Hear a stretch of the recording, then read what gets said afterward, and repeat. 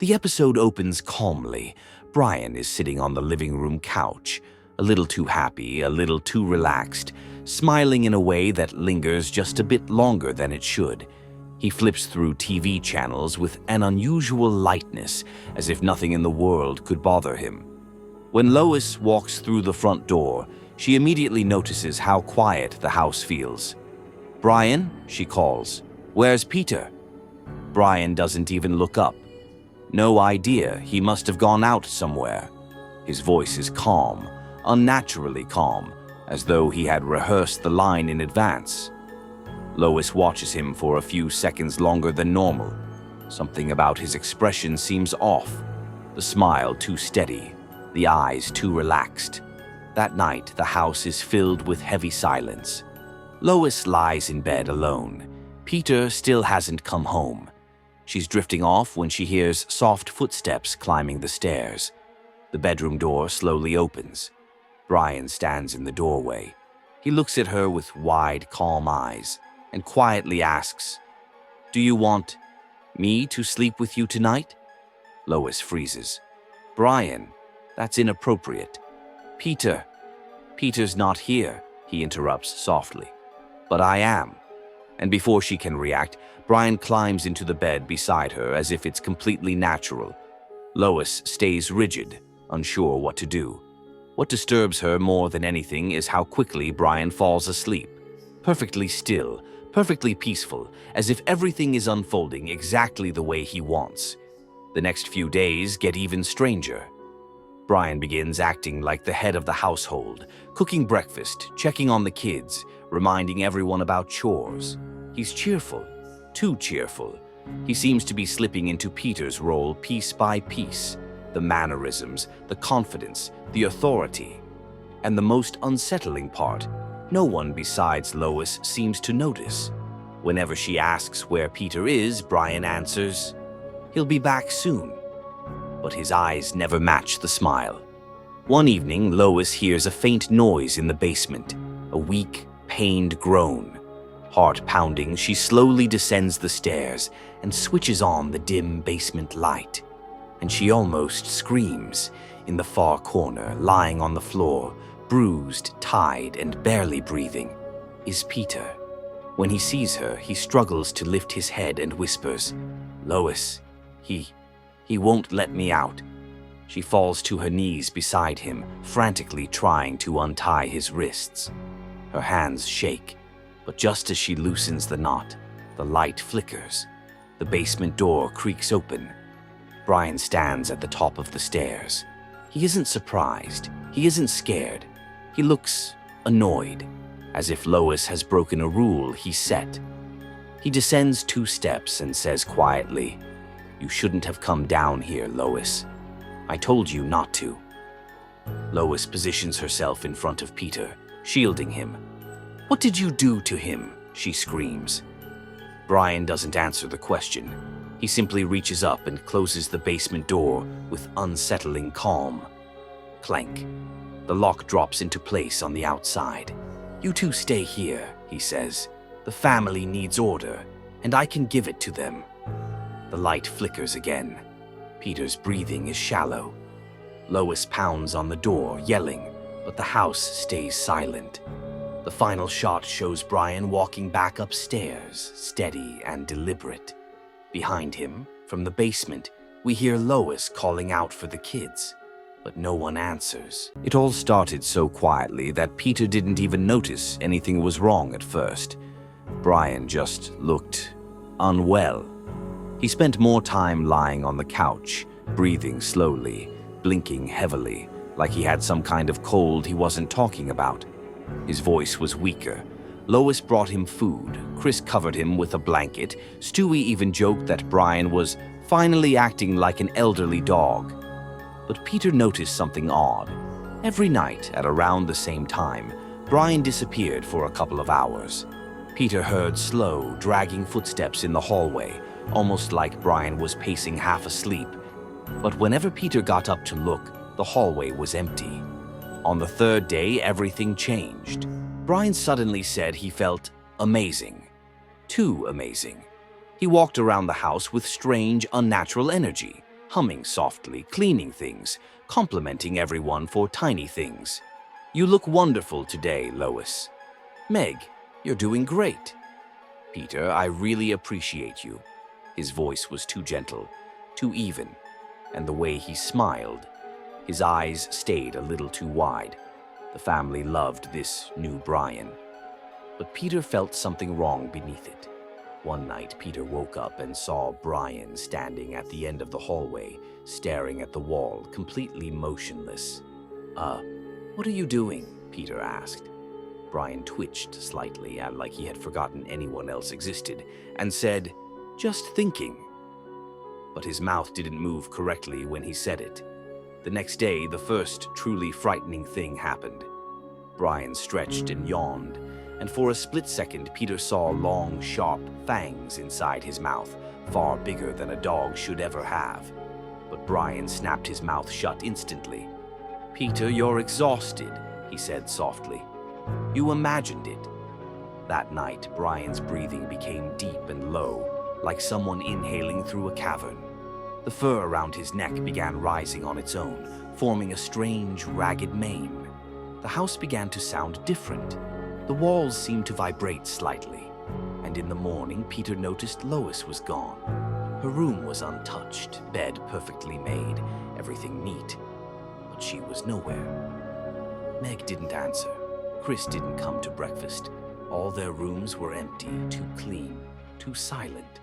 Only Brian remained. He sat by the window, back perfectly straight, staring outside. "Where is everyone?" Peter demanded. Brian didn't turn around. "They're fine," he said. "I told them to rest." His voice was warm, too warm, which only made it worse. The next evening, Peter returned home after work and felt a wave of cold air hit him as he stepped inside. The house was dark, quiet. Not cartoon quiet, real quiet, heavy and suffocating. "Lois? Kids?" No reply, just slow, heavy breathing coming from the living room. Peter flicked on the light. Brian was standing in the center of the room, standing, not sitting, and he looked wrong. He had grown, taller, broader, heavier. The fur along his back and neck stood up like jagged spikes. His shadow stretched across the entire wall, moving with each breath as if it had its own pulse. His eyes shone with a glassy, reflective glow. "Brian, buddy, what's happening?" Peter whispered. Brian turned his head, but far too much, far too easily, at an angle no dog's neck should make. "Peter," he said softly, "you shouldn't have come back." Peter backed toward the door, gripping a chair with shaking hands. "Where is my family? Where are they?" Brian took one slow, heavy step. The floor groaned under his weight. "They're resting," he repeated. "I told them I'd take care of everything now." Peter grabbed a lamp like a weapon. "You're not Brian," he whispered. Brian smiled, a smile too wide, stretching a little too far. "I'm better," he said, and lunged. The lights flickered, the frame shook, and Peter's scream was swallowed by a deep, monstrous roar that made the whole room tremble. When the lights came back, the living room was empty, completely empty. Only one figure remained. Brian, or whatever he had become, sat calmly on the couch, breathing slowly, staring straight ahead. The house was silent around him. It all started when Peter noticed something small, almost too small to care about. But it stuck with him. Brian yawned after lunch, and for a brief second Peter saw two long, sharp fangs in his mouth. Not like a dog's, too smooth, too perfect, too deliberate. Peter asked if he was okay, but Brian immediately shut his mouth and said, "You're imagining things." His tone was calm. Too calm. That night, Peter heard Brian's claws scraping across the floor, much louder than usual, like the claws had somehow grown. The next day, something was off in the house. Brian spoke less, stayed in darker corners, and watched the family with a strange stillness. When Lois asked if he was sick, he simply said, I'm adjusting. Adjusting to what? He didn't explain. That same evening, Meg disappeared. Her room was untouched, her phone charging, her lights on. But she was gone without a trace. Peter panicked, but Brian said quietly, "She left. It's fine." His voice was deeper, layered, as if more than one voice was speaking through him. Peter felt fear rise in his chest, but no one else in the family reacted at all. By the third day, Brian's movements had changed. He didn't just walk, he glided, moving too smoothly for a living creature. His shadow on the wall stretched wider and taller than he was, and at night, Peter heard his breathing from multiple corners of the room at once, as though Brian existed in more than one place.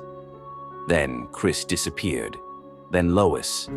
Their chairs were neatly pushed in, their beds made, nothing disturbed. Yet the house felt heavier, like the air had thickened. Their voices had filled the home just hours earlier, and now there was only empty silence.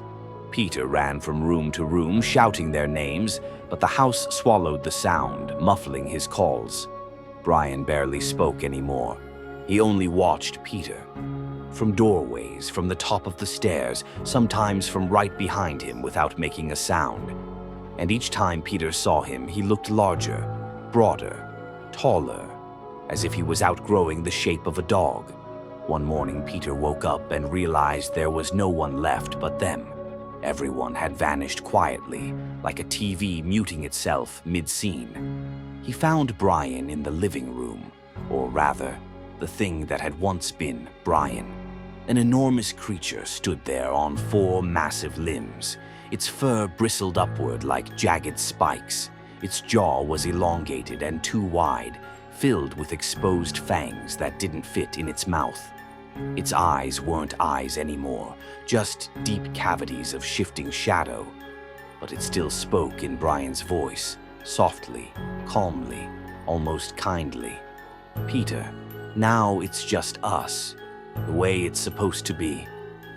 Peter backed away slowly, but the creature moved faster, sliding across the floor without footsteps, its shadow stretching across the entire room like spilled ink.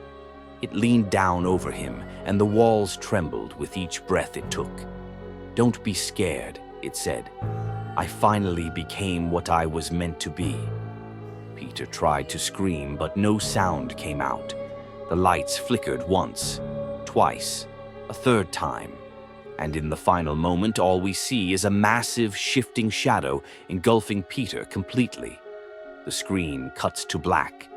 This episode didn't start the way Family Guy episodes normally do.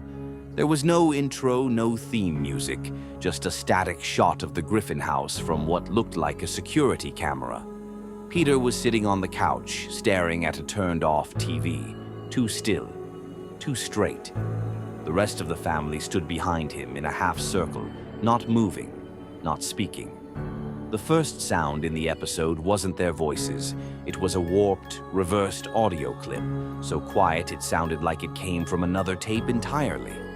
After it played, Peter slowly turned to the front door and said, "Lois, we should go outside now." Lois walked to the door, touched the handle, and froze. The door didn't budge. She pulled harder. Nothing. Chris tried slamming into it with his shoulder, but instead of a wooden thud, the sound was hollow, metallic, like he was hitting a steel wall.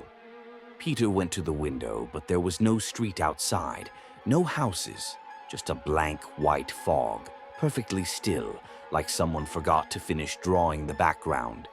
"This must be an editing error," Peter muttered, but the tone of his voice was wrong. Empty, like he was reading a line he didn't understand. Stewie noticed another detail. Every clock in the house had stopped at the exact same time. 3:17. Not moving. On the stove, on the microwave, on the phones. Even his own digital watch read 3:17. Meg tried to say something, but no sound came out. Her mouth moved, but the world had no audio for her.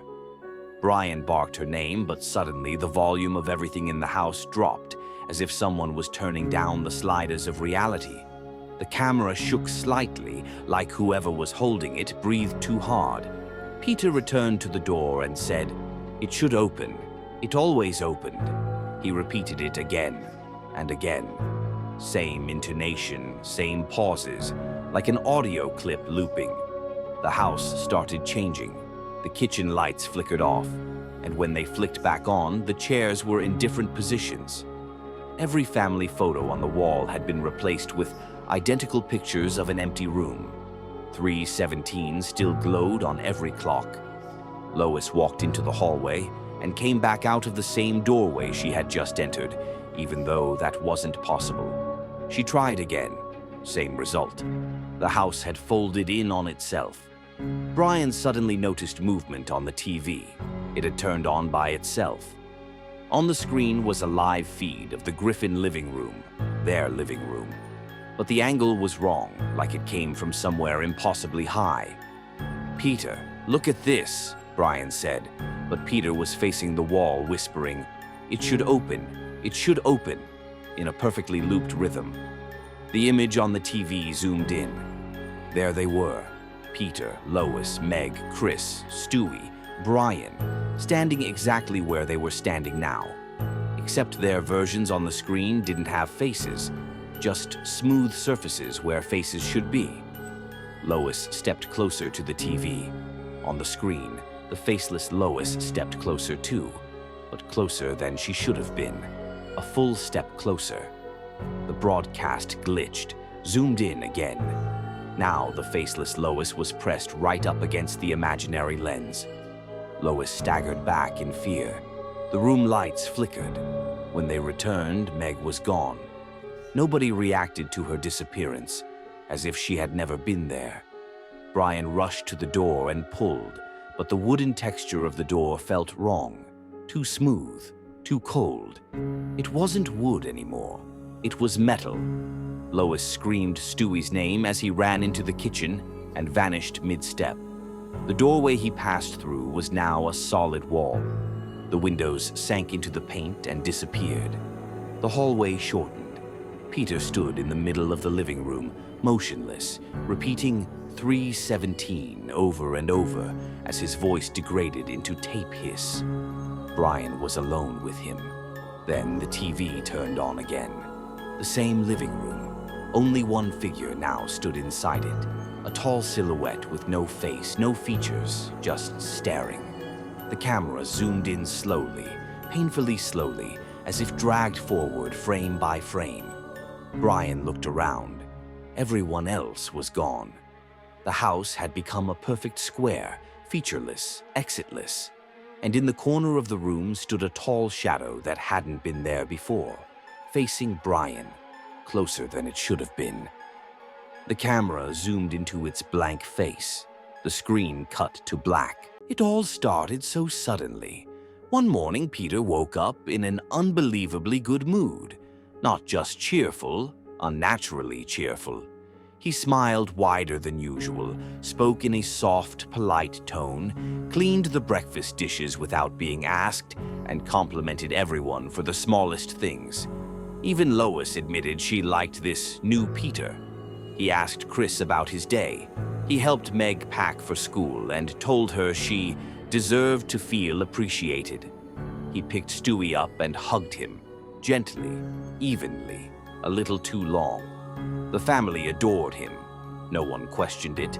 Only Brian watched him carefully, though he didn't say anything. Day by day, Peter became increasingly perfect. He anticipated everyone's needs before they spoke. He timed breakfast perfectly, cleaned the house top to bottom, never raised his voice, never argued, never complained. But the strangest part was that his smile never left his face. Even when he thought no one was looking, his expression remained fixed, stretched, smooth, almost glued in place. One night, Lois woke up and saw Peter standing in the hallway with his back toward her. Completely still, completely silent. When she asked what he was doing, he turned his head far too slowly and said, "Just watching over the family, making sure everyone is safe." By the third day, the house itself began to react to him. Lights flickered whenever he walked past.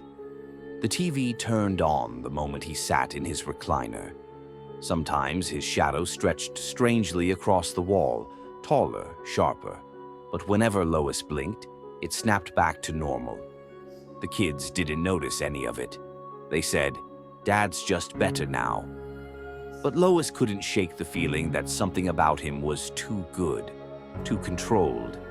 One afternoon, she went down to the basement to find an old box, despite Peter telling her more than once, "Please don't go down there yet.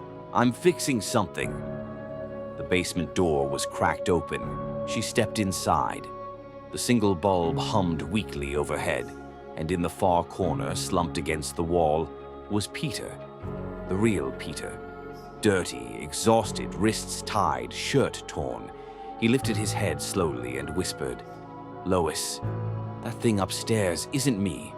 Please don't trust him." Lois stumbled toward him, trembling, when she heard footsteps above her, slow, steady, confident. The basement lights sputtered. Then the false Peter appeared at the top of the stairs, the perfect one, the smiling one. His expression didn't change at all. His eyes reflected the basement bulb like polished glass. "Lois," he said softly, "there's no need to worry. I'm the better version." She shielded the real Peter with her body. She tried to ask who, or what, he was, but nothing came out. The false Peter took one step down, then another. His smile stretched slightly wider, past the point where a normal face should move. "You both stay here," he said calmly. "The family needs someone who does everything right." The door slammed shut. The lock clicked from the outside. Lois pounded on it, screaming, but the house did not respond. The lights flickered, then went out. The final shot of the episode was the living room. The kids sat quietly beside the new Peter. He gently patted Meg's head, straightened Chris's collar, and held Stewie on his knee. They smiled. They leaned into him. They accepted him. Nobody asked why their father no longer blinked. Nobody noticed that he never once stopped smiling. The episode cut to black.